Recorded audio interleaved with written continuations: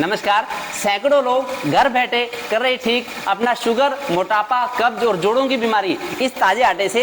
ये इसका क्या फार्मूला है मैं भी आपको बताऊंगा। किस बीमारी में कैसे आटे को उपयोग करें मैं ये बताऊंगा और क्या सावधानियां बरतनी है।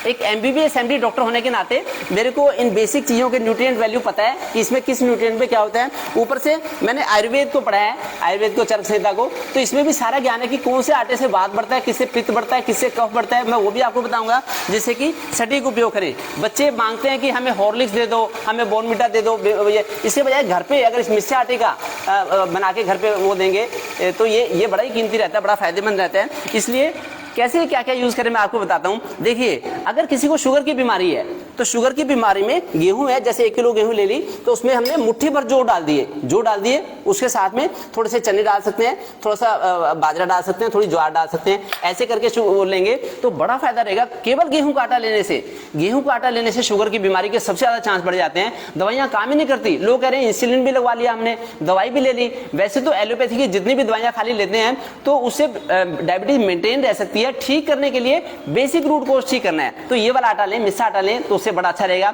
और वैसे साथ में योग भी करें, सुबह अर्ली मॉर्निंग में योग करेंगे, सैर करेंगे तो फायदा होगा। अब मैं आपको बताता हूं कि प्रेगनेंसी में मिस्सा आटा जच्चा बच्चा दोनों के लिए बड़ा लाभदायक रहता है। एक तो वो बात हो गई कि उनके लिए फायदेमंद है। दूसरा, प्रेगनेंसी पे ऐसे बैठेंगे, थोड़ा सा शुरू में ऐसे बैठते हैं, जमीन पर बैठते मेहनत करते हैं तो उससे हमारे हाथ पैर जोड़ लचीले रहते हैं।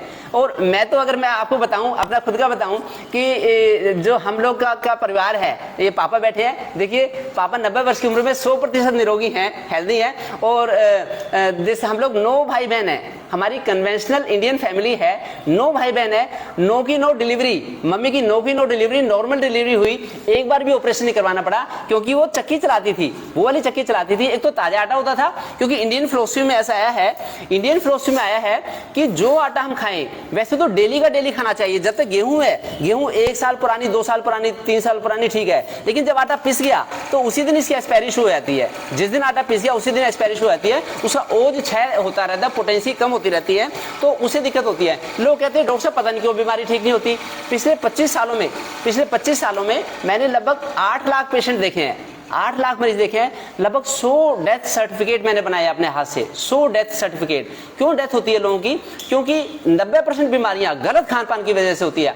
आहार शुद्ध, सत्व शुद्ध, ध्रुव स्मृति। जो हमारा परिवार है, 4 लोग हैं हम लोग परिवार में, चारों लोग हमेशा निरोगी रहते हैं। और सौम्या को, गुड़िया को, इसको पूरी भगवद गीता याद है। सौम्या को, बेटे का इसका एम्स में सिलेक्शन हुआ, पहले MBBS में हुआ, फिर MD में सिलेक्शन हुआ, और गुड़िया को पूरी भगवद गीता याद है क्योंकि शास्त्रों में लिखा है आहार शुद्धो, सत्व शुद्धो, ध्रुव स्मृति। हमारी मेमोरी स्ट्रॉन्ग रहती है। पापा की मेमोरी कितनी अच्छी है, अभी पूरा बुक पढ़ते हैं, किताब पढ़ते हैं पापा देख के, और इन्होंने इतने शास्त्र इनको याद हैं, यही मुझे बताते हैं कि संस्कृत का इतना फायदा होता है। ऐसा तो हमारी मेमोरी अच्छी होगी, हमारी इम्यूनिटी का लेवल अच्छा रहेगा। अब मैं बात करता हूं जोड़ों के दर्द की।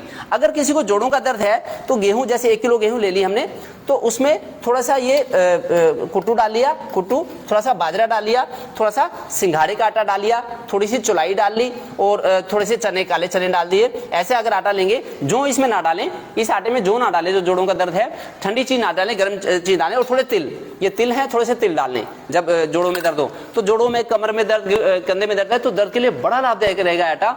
और नहीं तो बड़ी दिक्कत हो जाती है। लोग कहते हैं कि दवाई भी ले ली फिर भी ठीक नहीं हो रहा, तो एक तो योग करें सुबह उठ के 4 साढ़े 4 बजे ब्रह्म मुहूर्त में। मैं एक योगी हूं तो मैं हमेशा निरोगी रहता हूं। मैं चाहता हूं कि सारे व्यूअर्स इसको फॉलो करें, तो इस चीज का ध्यान रखें। और फिर मोटापा ना हो तो हमारे मोटापे के लिए भी खाली गेहूं खाएंगे तो केवल गेहूं का आटा भी मोटापे के लिए जिम्मेदार है। गेहूं के साथ में दूसरे थोड़े मुट्ठी भर भी जरा से डालेंगे तो हमें न्यूट्रिएंट्स मिलेंगे। लेकिन एक चीज का ध्यान रखना है कि खाना, शादी के बाद खाना 2 ही टाइम खाएं। हम लोग शादी के बाद से ही खाना 2 टाइम खाते हैं, और पिछले 1 साल से तो बच्चे भी, मेरे दोनों बच्चे 1 टाइम खाना खाते हैं, 2 टाइम खाना खाते हैं, बड़े अच्छे रहते हैं। और फिर अब चतुर्मास का समय आ रहा है, मैं करनाल प्लस के माध्यम से सभी व्यूअर्स को ये मैं एक बड़ा मेरी विनती है, हाथ जोड़ की विनती है कि जो 10 जुलाई से लेकर 4 नवंबर तक का चतुर्मास का समय है, इस चतुर्मास के समय में 1 ही टाइम खाना खाएं। जो लोग बीमार नहीं होना चाहते, पिछले 10 साल में, 20 साल में, 30 साल में आप लोगों ने 2 टाइम खाना खा के देख लिया। अब इस बार के चतुर्मास में अगर 1 टाइम खाना खाएंगे तो बड़ा शरीर आपका हल्का फुल्का हो जाएगा। मेरा पिछले 35 सालों से 47 kg वेट है, 47 kg वेट मेरा 35 सालों से। बीमारी छूती नहीं, बिल्कुल दूर रहती है, कोसों दूर रहती है। इसीलिए 2 टाइम खाना खाने की बदौलत, और चतुर्मास में मैं पिछले 6 साल से 1 टाइम खाना खाता हूं, उससे मैं मच्छरदानी में बाहर सोता हूं। 15 साल से मैंने पंखा भी नहीं चलाया, क्योंकि लोग जब ज्यादा खाना खाते हैं और गलत खाना खाते हैं तभी उन्हें गर्मी लगती है, पसीना आता है, क्योंकि ये सीजनल रजीम है। भाई किस सीजन में क्या करना चाहिए। तो ये जो एंशिएंट इंडियन कैलेंडर है, ये दुनिया का सबसे अच्छा हेल्थ कैलेंडर है, world's top most health calendar. मैंने लाइफ में कभी ऐसा कैलेंडर नहीं देखा। तो किस मौसम में क्या खाएं क्या ना खाएं, ये गर्मियां है। आगे बरसात ऋतु का कैलेंडर है, तो किस मौसम में क्या खाना क्या नहीं खाना, ये वसंत ऋतु का है। तो उससे हम अपनी हेल्थ को बिल्कुल फिट रख सकते हैं।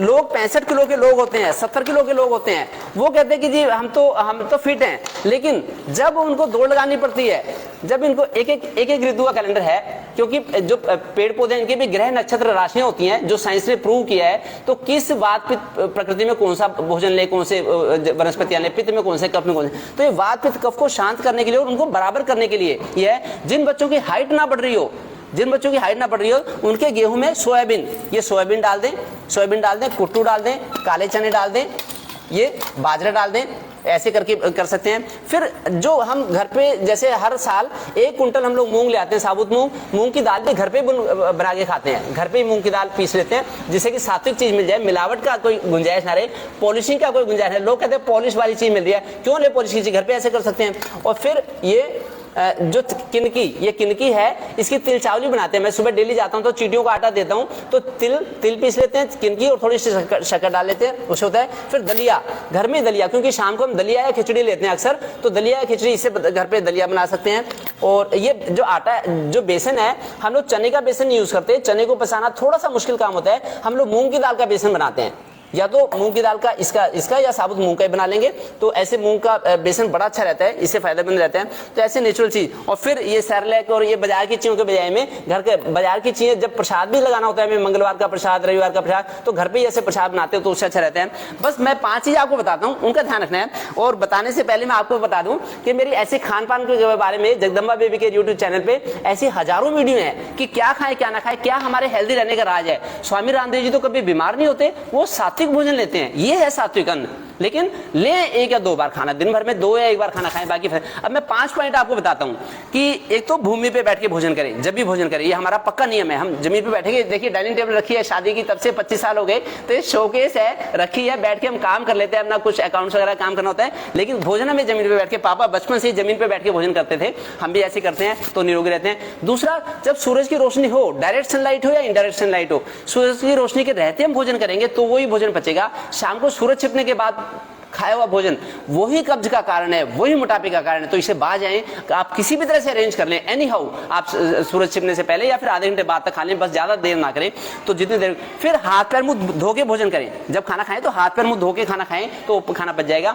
जब भी खाना खाएं तो प्रसन्न होकर भगवान को धन्यवाद देके खाना करें। खाने में ज्यादा नुक्स ना निकालें, जैसे है खाना अमृत है, वो तो हमारा एक समझ लो प्रसाद है, ऐसे करके करेंगे तो अच्छा रहेंगे। मैं चाहता हूं कि आप करनाल प्लस पे जो भी आप कहेंगे वीडियो, हम वही वीडियो लेके आएंगे जो आपकी हेल्थ की फिटनेस, आप जो की फिटनेस को ठीक रखे, हमें वो सेशन करने हैं। आगे से आप मुझे बताएं। करनाल प्लस मेरा एक ये पब्लिक प्लेटफॉर्म है, और ये जो जगदम्बा बेबी के यूट्यूब चैनल मेरा प्राइवेट अपना खुद का प्लेटफॉर्म है, तो इसको भी लाइक करें, सब्सक्राइब करें।